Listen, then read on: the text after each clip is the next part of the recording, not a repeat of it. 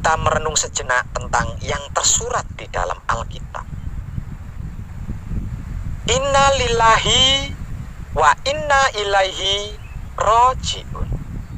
Yang kurang lebih artinya seperti semua yang berasal dari Allah akan kembali kepada Allah. Banyak orang yang mengerti, memahami dan mengetahui ayat tersebut, bahwasanya kita berasal dari Allah dan akan kembali kepada Allah pula. Namun hanya sedikit, bahkan sangat sedikit sekali yang mau kembali kepada Allah. Sebagian besar atau kebanyakannya ingin kembali ke surga, bukan kepada Allah. Bahkan rela mengorbankan harta bendanya untuk diberikan kepada fakir miskin, yatim piatu dan lain-lain, demi untuk mendapatkan surga. Bahkan konyolnya, sampai-sampai demi surga mau melakukan bom bunuh diri, rela mati, ngebom hotel, ngebom masjid, ngebom gereja dan lain-lain. Inti pokoknya, apapun rela mati demi surga, yang di dalamnya ada bidadari, sungai madu, kolam susu, dan keindahan-keindahan lain, ketimbang kembali ke asalnya, yaitu Allah, Sang Pencipta dan Pemilik semua dan segalanya. Padahal mengerti, memahami, dan mengetahui ayatnya yang tersurat di dalam Alkitab bahwa yang namanya arwah atau ruh itu tidak berjenis kelamin dan tidak memiliki syahwat. Lalu untuk apa bidadari? Untuk apa kolam susu? Untuk apa sungai madu? Untuk apa keindahan? Lawang arwah kita, ruh kita itu nantinya setelah berpisah dengan wujud raga kita ini tidak berjenis kelamin dan tidak bersahwat. Nah, karena inilah setan menjadi ada. Karena matinya tidak kembali ke Allah, maka mereka jadi arwah atau sukma yang gentayangan kian kemari, yang menempati pohon-pohon, jembatan-jembatan, rumah-rumah kosong, kuburan, dan lain-lain. Karena tidak berjasad dan tidak kasat mata, sebab berupa arwah atau sukma, namun mereka bisa menampakkan auranya kepada manusia yang masih berjasad. Disebutlah mereka sebagai setan, padahal itu adalah saudara atau bahkan mungkin keluarga kita sendiri, tapi kita tega menamainya sebagai setan.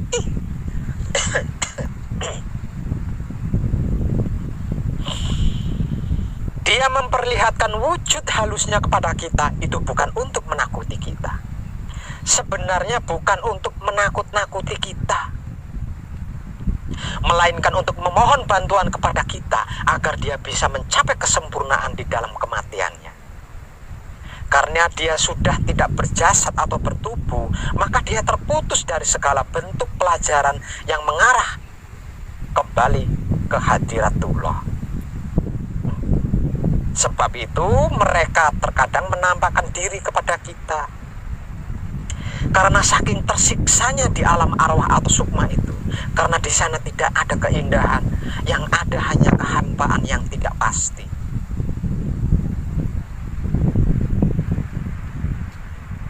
Lah kalau ada orang yang kemasukan atau sakit fisik karena diganggu oleh bangsa jin itu, Pak Web, bagaimana?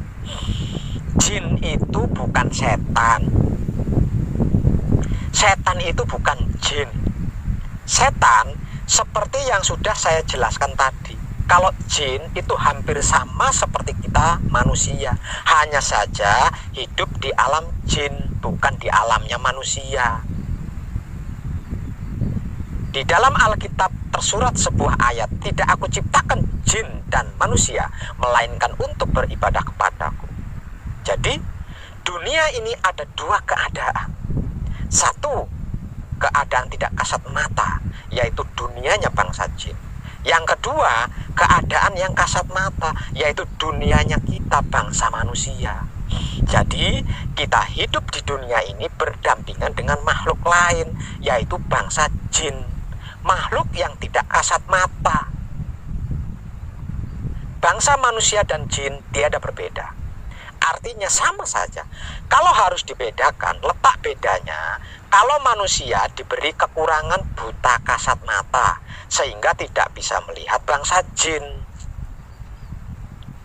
sedangkan bangsa jin diberi kekurangan tuli telinga sehingga tidak bisa mendengarkan pembicaraan kita bangsa manusia. Selain itu semuanya sama. Artinya jika di dunia kita ada rumah, mobil, motor, sekolahan, pesantren, tempat-tempat ibadah, pasar, dan lain-lain, di dunia jin pun sama. Kembali ke pertanyaan, lah kalau ada orang yang kemasukan jin atau sakit fisik karena diganggu oleh bangsa jin itu, Pak Web bagaimana? Jawabannya, lah sudah ngerti jin itu ada, sudah paham kalau kita itu hidup berdampingan dengan dunia lain, percaya adanya jin karena ada ayatnya yang tersurat di Alkitab.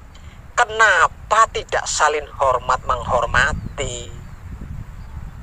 Mengapa meludah di sembarang tempat, buang air di sembarang tempat, buang hajat di sembarang tempat, berjalan sembarangan, pakai merusak kelestarian alam lagi? Suatu misal hal itu terjadi pada diri kita di dunia nyata ini. Sebagai contoh seperti ini, kita sedang nongkrong santai bareng teman-teman sambil ngopi. Kemudian tiba-tiba datang seseorang tanpa basa-basi, lalu kencing di tengah-tengah tempat di mana kita sedang nongkrong sambil ngopi bareng teman-teman kita. Coba, apa yang akan kita lakukan?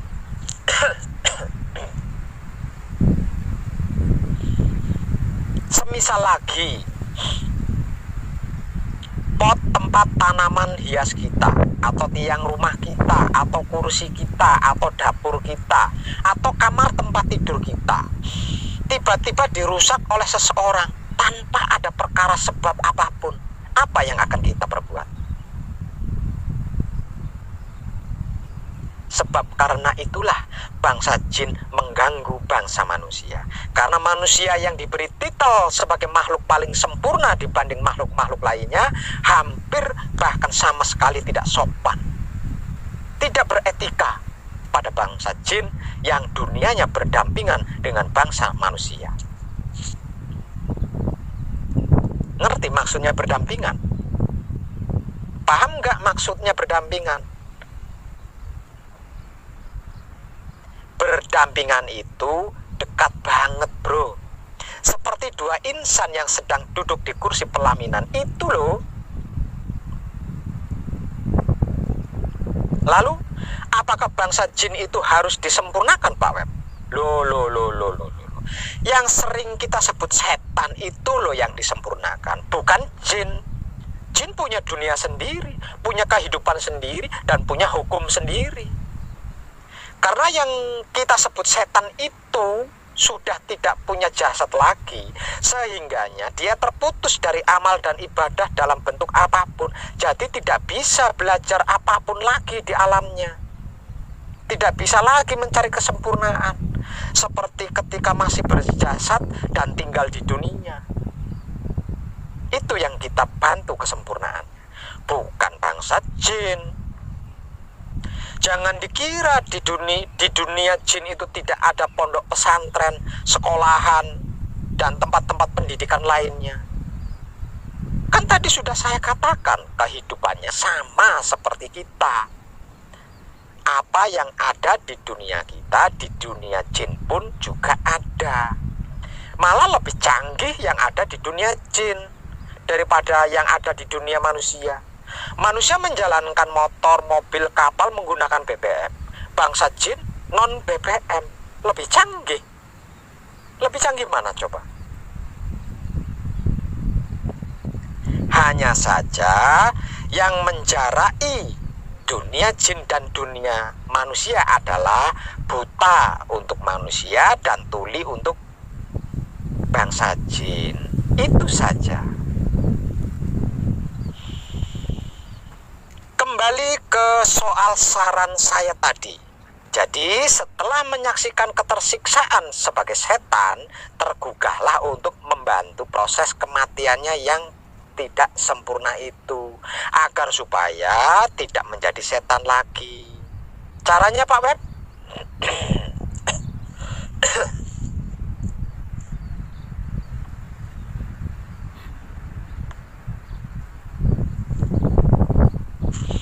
Caranya, lakukan patrap semedi mijil sampurno, mulai dari palungguh pambuko 3 kali, kunci 7 kali, paweling 3 kali, lalu mijil sampurno.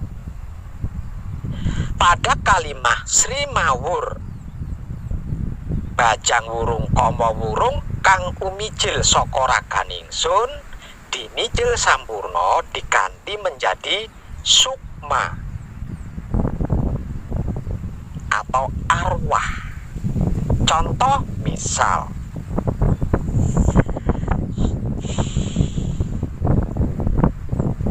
yang disebut setan itu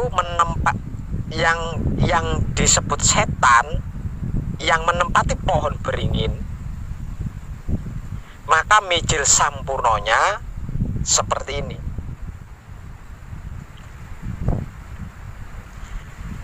Asmo sejatinya disebut jeneng sira mijila, panjenengan ingsun kagungan karso. Arso nyampurnakake arwah yang tinggal di pohon beringin ini. Reksanan murih kelaksanan sampurno bali maring asal usul sangkan paraning dumati. Dan bla bla bla bla bla sampai bacaan mijilnya selesai. Kemudian tetap dalam sikon patrap mijil kita bersamadi. Gunakan kesadaran kita untuk merasakan proses mbekso dengan penghayatan yang sadar. Proses mbekso yang sedang terjadi akan menyebarkan hawa murni, menyebarkan aura suci yang akan menembus dunia arwah hingga sampai ke arwah yang dimaksud. Terus hayati hingga proses mbekso palungguh sendiri. Kalau mbekso sudah palungguh sendiri, artinya kita sudah berhasil membungkus arwah tersebut dengan kemurnian laku kita dan kesucian asal usul kita. Tangan yang patrap palungguh ini jangan dilungguhkan dulu. Langsung tarik dan robah menjadi patrap singkir. Lalu baca singkir 3 kali untuk mengantarkan arwah tersebut kembali kepada asal usulnya, yaitu Allah. Selesai baca singkir 3 kali, lalu keluarkan ibu jari dari mulut, kemudian hentakkan kaki kanan ke tanah hingga 3 kali sambil menahan napas. Lalu meniup ke atas 3 kali, meniup ke bawah 3 kali, dan meniup ke kedua telapak tangan 1 kali. Lalu usapkan kedua ibu jari kita ke pohon beringin tempat tinggal arwah itu sekali, sembari bersabda sempurna. Kemudian lakukan palungguh panutup 3 kali untuk mengakhiri prosesnya, dan selesai. Kalau arwah atau sukma setan yang gentayangan bisa dibantu kesempurnaannya, berarti leluhur kita seperti Mbah Buyut, kakek, atau orang tua kita yang sudah meninggal dunia, yang mungkin belum sempurna, bisa dibantu kesempurnaannya. Iya nggak Pak Web? Bisa nggak Pak Web? Sangat bisa. Iya, sangat bisa. Dan memang untuk itu salah satu langkah dari laku murni menuju sucinya kita. Caranya apa sama seperti menyempurnakan arwah atau sukma tadi Pak? Tidak. caranya tidak sama. Sukma atau arwah gentayangan kan statusnya tidak jelas.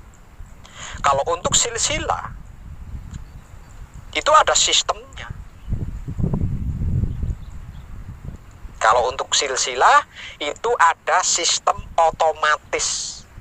Artinya jika laku murni menuju sucinya kita sempurna, maka sempurna pula semua dan seluruh leluhur kita hingga 7 keturunan, ke kanan, ke kiri, ke depan, ke belakang, ke atas, dan ke bawah, tanpa melakukan proses penyempurnaan seperti yang saya kabarkan tadi. Namun jika kurang puas dengan sistem otomatis tersebut, maksudnya masih ada kekhawatiran, masih ada keraguan tentang sudah atau belum sempurnanya leluhur kita, maka boleh dan bisa dilakukan patrap penyempurnaan bagi leluhur kita. Caranya tidak sama dengan caranya menyempurnakan arwah atau sukma orang lain yang bukan silsilah kita. Kalau silsilah kita itu kan jelas statusnya, jelas sejarahnya, dan ada kuburannya, jadi ada ritualnya. Seperti apa? Begini, sediakan kembang atau bunga setaman, minimal 7 jenis bunga atau kembang, sebagai filosofi lapisan lahir batinnya manusia hidup. Lalu letakkan bunga atau kembang tersebut ke sebuah wadah, seperti teko misalnya, atau ceret atau kendi. Lalu beri air putih murni, maksudnya belum direbus, langsung ambil dari sumur atau sungai, hingga separuh wadah. Misalnya wadahnya kendi, berarti airnya setengah kendi. Kalau wadahnya teko atau ceret, berarti airnya setengah teko atau setengah ceret. Sebagai filosofi kehidupan seorang manusia yang belum mencapai kesempurnaan hidup. Lalu beri minyak wangi non-alkohol sebanyak 7 gram atau 1 botol ukuran minyak wangi non-alkohol. Lalu lakukan patrap mijil sampurno dari awal hingga akhir. Sedangkan 1 kendi atau 1 teko atau 1 ceret rendaman bunga atau kembang setaman tadi kita letakkan tepat di depan kita bersamadi. Kemudian kita patrap. Pertama palungguh pembuka 3 kali. Kemudian kunci 7 kali. Lalu paweling 3 kali. Dan yang keempat, mijil sampurno 1 kali. Pada kalimah Sri Mawur Bajang Wurung Komo Wurung kang umijil sokora ganingsun, di mijil sampurno diganti menjadi nama buyut atau kakek atau orang tua kita. Semisal buyut kita bernama Badawi Sejahtera, maka kalimah Sri Mawur Bajang Wurung Komo Wurung kang umijil sokora ganingsun diganti menjadi Badawi Sejahtera. Contoh, asma sejatinya disebut jeneng sira mijila panjenengan ingsun kagungan karso. Arso nyampurnakake sukmane Mbah Buyut Badawi Sejahtera. Raksanan murih kelaksanan sampurno bali maring asal usul sangkan paraning dumati. Bla bla bla bla bla bla. Lanjutkan bacaan mijil sampurnanya hingga selesai. Kemudian tetap dalam sikon patrap mijil kita bersamadi. Gunakan kesadaran kita untuk merasakan proses bekso dengan penghayatan yang sadar. Proses bekso yang terjadi saat bersamadi akan mengeluarkan aura atau hawa murni yang berkekuatan suci yang akan menembus seluruh dimensi alam gaib hingga sampai ke tempat di mana Mbah Buyut kita berada.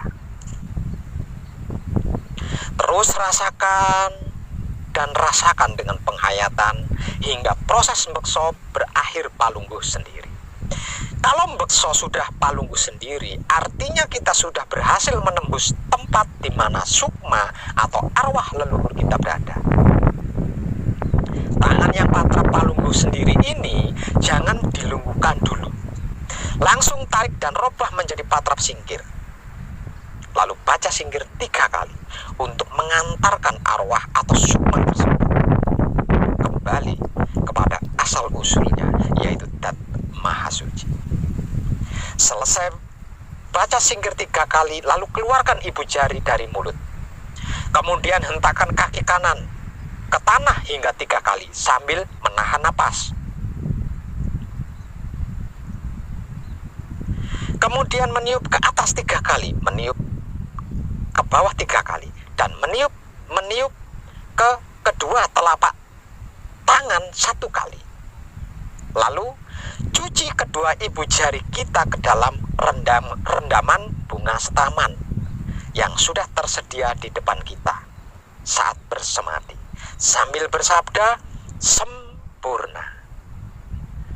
Lalu tutup kendinya atau tekonya atau ceretnya. Kemudian lakukan patrap palunggu 3 kali untuk mengakhiri prosesnya. Lalu kita berziarah ke makam atau kuburannya. Berangkat dari rumah hingga sampai di kuburan, jangan putus membaca kunci dalam hati. Setelah sampai di kuburan, lalu buka penutup kendi atau teko atau ceretnya. Lalu siramkan air kembang setaman tersebut di atas kuburan yang dimaksud hingga habis. Kemudian bacaan kunci dihentikan dan ucapkan terima kasih. Selesai. Dengan begitu, apakah benar-benar sudah sempurna, Pak Web? Ya, percayalah, sudah sempurna. Bagaimana kita bisa yakin kalau sudah sempurna, Pak Web? Kan kita tidak menyaksikan proses kesempurnaannya, lawang tidak kasat mata. Pertanyaan yang cerdas.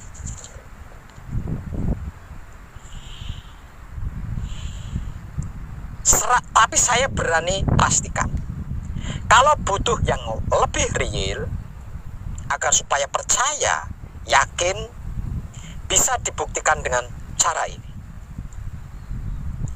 Pernah tahu ayam yang disembelih?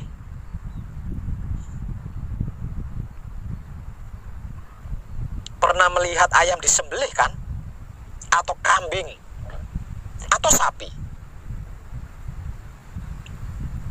Ketika ayam disembelih, atau kambing disembelih, atau sapi disembelih, itu kan pasti sekarat ketika disembelih. Dan rasa dagingnya pun kita sudah hafal banget jika suka makan daging.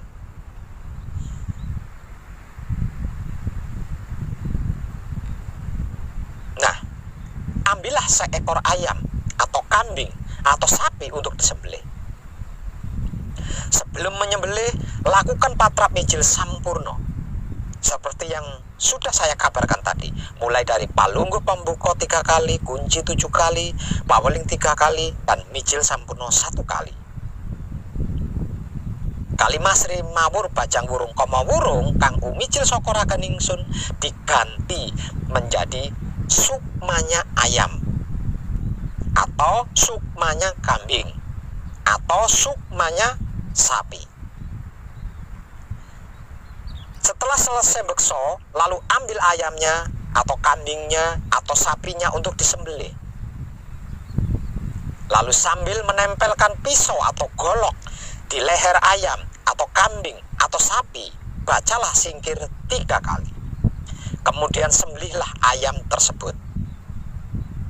Selesai disembelih, langsung saja dibersihkan untuk diolah, karena ayam atau kambing atau sapi itu tidak akan mengalami sekarat sedikit pun. Bahkan dimulai dari awal proses penyembelihannya saja sudah menampakkan kebahagiaannya, tidak berontak karena tahu hendak disampurnakan. Setelah dimasak, rasakan ketika memakan dagingnya. Pasti enak, pasti lezat, serta nikmat rasanya. Dan yang pasti tidak akan berakibat kolesterol atau darah tinggi dan penyakit-penyakit lainnya. ayam atau kambing atau sapi itu memberikan ucapan terima kasihnya melalui dagingnya yang diperlukan oleh manusia. Dan itu sudah lebih dari cukup sebagai bukti real dari sebuah kesempurnaan jiwa dan raga makhluk hidup. Bahkan bukan cuma itu saja. Untuk matak aji saja wahyu pancagaib bisa. Asal tahu nama ilmunya dan itu tanpa menebus lelakunya. Seperti puasa atau bertapa misalnya. Misal contoh, saya ingin kebal bacok, kebal senjata. Saya tahu ilmu yang bisa digunakan untuk kebal senjata itu adalah aji karang atau aji braja musti.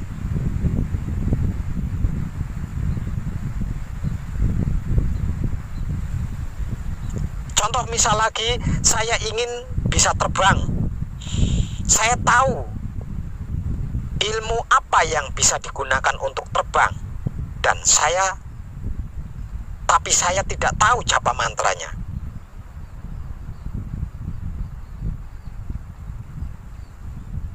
Tapi saya tahu sebutan namanya, yaitu aji saipi angin. Tinggal ambil saja rasanya kunci, lalu ambil rasanya paweling, kemudian mijil matak. Asma sejatinya disebut jeneng sira mijilo. Panjenengan ingsun kagungan karso. Arso matak aji saipi angin atau aji karang atau aji braja mukti. Perlu kangge sebutkan di sini keperluannya matak aji itu untuk apa. Lalu dengan tetap dalam sikon patrak mijil kita bersamadi. Maksudnya gunakan kesadaran kita untuk merasakan proses bekso dengan penghayatan yang sadar. Proses bekso yang terjadi saat bersamadi akan memasukkan dan memanunggalkan kekuatan ilmu aji-aji yang kita maksud itu. Lalu silahkan action. Contoh misal lagi, saya ingin bisa menghilang dan saya tahu ilmu apa yang bisa digunakan untuk menghilangkan wujud agar tidak kasat mata, yaitu aji halimunan. Tapi saya tidak memiliki ilmu itu, jadi saya tidak tahu japa mantranya seperti apa. Dengan wahyu pancagaib bisa. Prakteknya seperti ini. Ambil rasanya kunci, ambil rasanya paweling, kemudian mijil matek.